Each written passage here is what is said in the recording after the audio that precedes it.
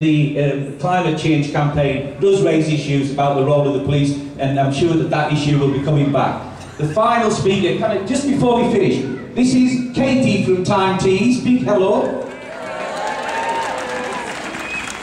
Her job's at risk here, so she needs you to stay till 6 o'clock, right, when it'll go live, don't you? It'd be lovely if there was at least a few banners behind, sort of. You don't need to be too raw because you'll put me off, but if there are some people, that would be great. But I do understand it's cold and you've been here a long time. But we'll be on air at 6 and we'll be done by 5 past. Thank you. How about that, eh? So we've got the support of Time Tees Television, so I hope you have anyway. And I hope that you will stay. As has been said, what is happening at Newcastle Council is happening across the public sector, is happening across the country and indeed across Europe. And as has been said by a number of speakers, we're not going to win this by an individual group of workers in a single service fighting, or one council fighting, one hospital. It's going to take a unified campaign. Unity across the public sector, across trade unions, linking with communities, students, young people generally, the elderly, everybody who uses public services, we will be building that alliance with.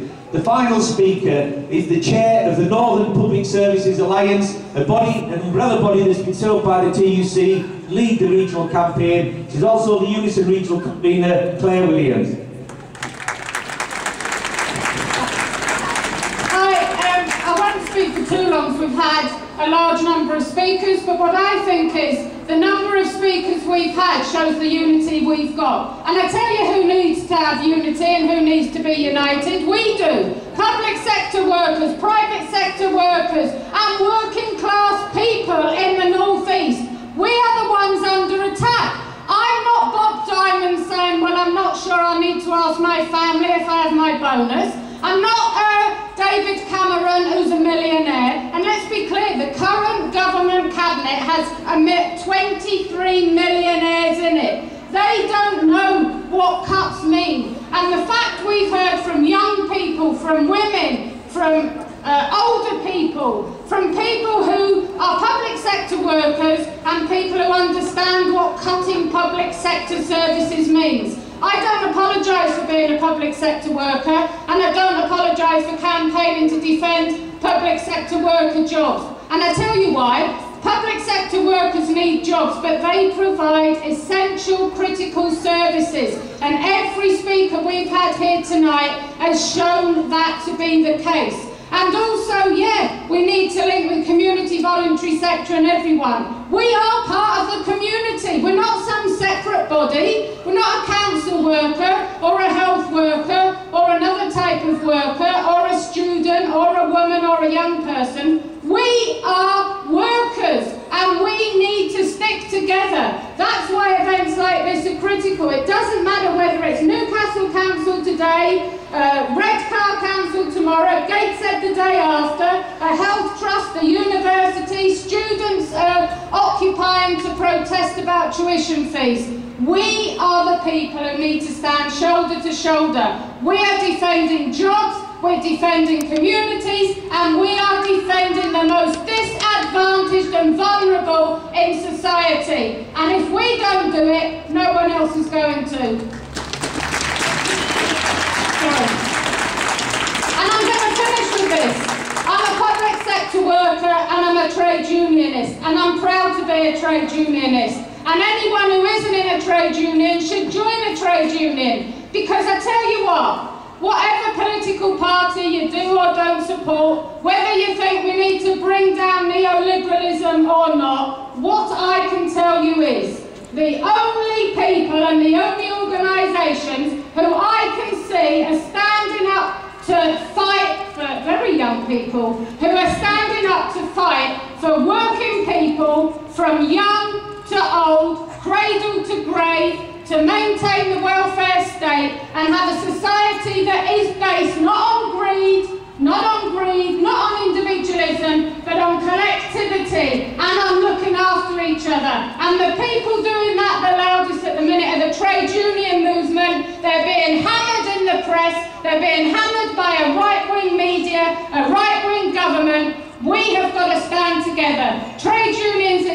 region through the Northern Public Services Alliance are absolutely 100% united. We're united across public and private sector and community voluntary sector. We will defend our jobs, workplace by workplace, and we will defend our communities, community by community. So if you want to be part of that fight, you want to say there is an alternative, come to events like this, come to more events, get a ticket to go to the national demonstration on March the 26th, which has to be massive. And I tell you why it needs to be massive, because this government needs to know this is the start. They won't get away with it. We will fight them every cut, every job loss, step by step. And together we'll do that, and together we'll do it through the trade union movement and other groups, community groups. We will defend jobs, we'll defend services, but we have to stick together. If we're divided, the only people who win are the government who want to hammer us. We stick together, we can win. So come, keep showing your support. Thanks for coming tonight, and I look forward to seeing you at every event that we're organising through the PSA over the next few months in London on March the 26th, and we will win the day, because we've got the right arguments, we believe in fairness, and actually we're the majority, not them. Thank you very much. That's fair. March the 26th is likely to be, well, it's not likely to be, it's going to be the biggest demonstration we've probably seen since the anti-war demonstrations.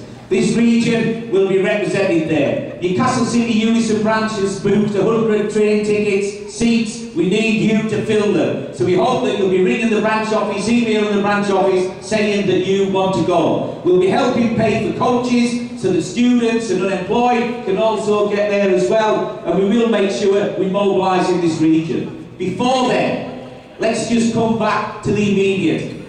We're expecting some firm offer in the next couple of days in response to our concerns around compulsory redundancies. To date, the meetings we've had have not actually been positive. The management have been reluctant to meet our demands. That's mainly why we called tonight. We believe the show of force here will bring it home to the political leadership that we are not going to be set aside, we're not going to be walked over. We are organised, we are strong, and we will take them on. And if we don't get an acceptable deal on the redundancy payments and the notice period, then I think it is inevitable that there will be some workplaces where people will face compulsory redundancies, and then we will be talking about action. And yes, we will be talking about strike action. And it may be a single group of workers in one workplace that we ballot, but we would expect solidarity from every UNISON member, every council worker, if they decide to take that action. We hope that the show of strength tonight and the concern you've shown will force the political leadership to get a grip of the officers and tell them that they have to come to a sensible deal to avoid that conflict.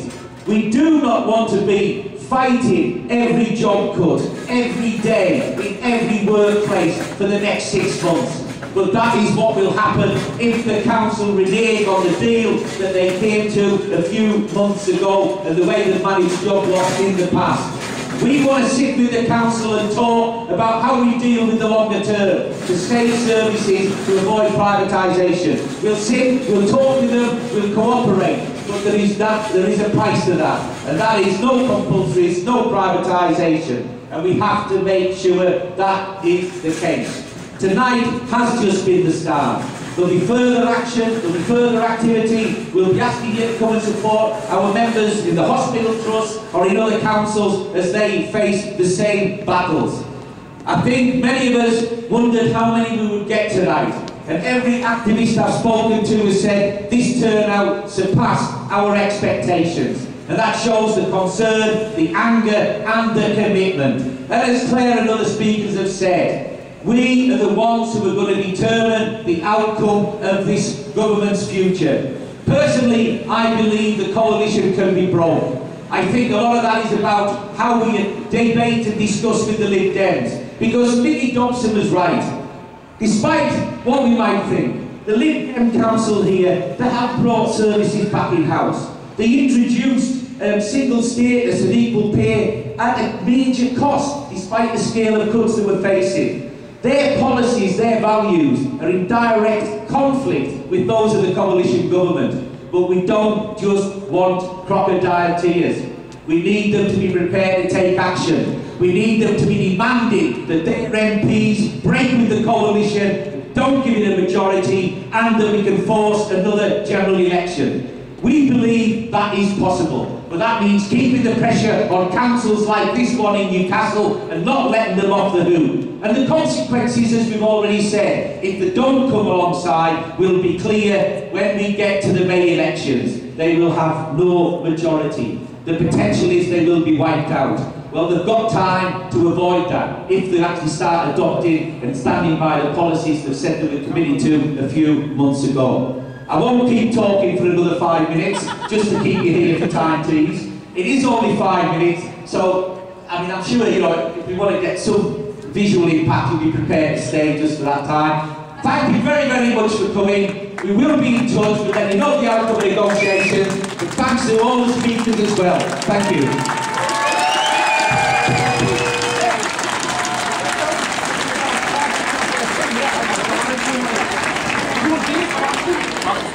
Good luck.